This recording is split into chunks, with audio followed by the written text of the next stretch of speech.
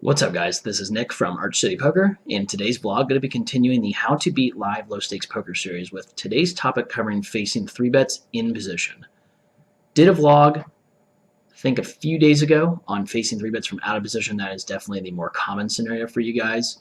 Players in live low stakes games do not like to bloat the pot from out of position. If they do in fact take this line or route, their ranges tend to be very narrow and very value heavy. So how you continue against a 3-bet in position, I think will really depend on two factors: effective stack size and what type of opponent that you're facing, if you have that information. So I'm going to split this vlog quickly into a more standard 100 big blind effective stack scenario, and then the second scenario will be a deeper stack scenario. So against a tight or unknown opponent, facing a 3-bet in position, I think you really should only be 4-betting aces and kings. Seems really nitty, but if you get any wider than that, I think you're starting to light money on fire. I think you can flat ace, king, and queens.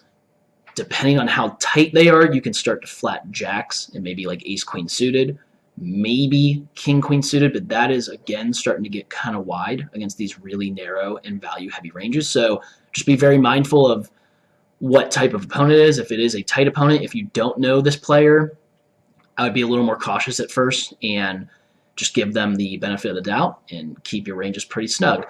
Now, facing a loose 3-better, I would say that you can 4-bet queens and ace king along with your aces and kings.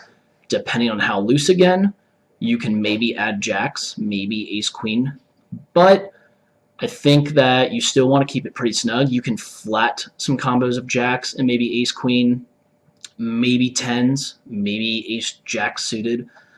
Again, though, I think you want to be a little careful with this, because even loose players in these live low stakes games will tend to be a little more value heavy when they are bloating the pot from out of position, especially a 3-bet pot.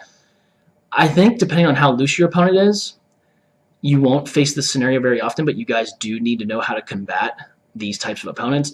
You need to add probably a few 4-bet bluff combos, stuff like ace 3 suited, ace deuce suited, maybe something like king 9 suited. These have good blocker potential, good playability post-flop. Be very mindful, though, and I want to make this very clear, that in 100 big blind stacks or 100 big blind effective stack scenarios, it's often very incorrect to make a 4-bet planning to fold to a 5-bet. So you have to really know your opponent is very loose, and you'll have a lot of fold equity with these light 4-bets. I don't think you guys should look down at ace 3 or ace deuce suited and say, oh, I have this hand, I need a 4-bet here. I think it should be done sparingly, but I think you should show up with it every now and then just to balance out when you do have queens plus and like ace king. Now, in a 200 big blind effective stack scenario, that's when things start to get a little more interesting. Facing a tight or unknown opponent, I think your value range is still going to be aces and kings as far as 4-bets go. However, with so much money left behind, I think sometimes there is merit to getting a little tricky with these two combos and possibly flatting them. I still think you should be 4-betting them pretty much almost every time. I think kings is the one that you can maybe flat and get a little tricky with. I think aces, you should pretty much always be trying to press the issue with that combo. Where it gets more interesting is you can start to add more combos to your flatting range, something like queens down to pocket 8s, maybe 7s, depending on how your opponent plays post-flop or what your post-flop skill edge looks like compared to theirs. I think you can add combos like suited broadways, maybe even some stuff like 9-8 suited, 6-5 suited, stuff that gives you a little more board coverage. So I still think you should be kind of snug, but with deep stacks, there's definitely more room for some flexibility and some room to really put some pressure on your opponents on board textures that maybe they don't hit that well. On a flop like 7-6-5, there's definitely some room to possibly get some fold equity and steal the pot from them. So against a loose opponent with deep stacks, it becomes even more interesting. Everything that I said for a tight opponent pretty much goes for this loose opponent. Again, you can add more combos to your value 4-betting range, such as queens, ace king, maybe ace queen suited, possibly even jacks. I think, though, with these loose opponents, you really want to add even more 4-bet bluff combos when stacks get really deep. You want to add more ace X combos like ace 9 offsuit, maybe ace 8 suited, combos that aren't possibly the best hands to flat with, but maybe work better as a 4-bet bluff.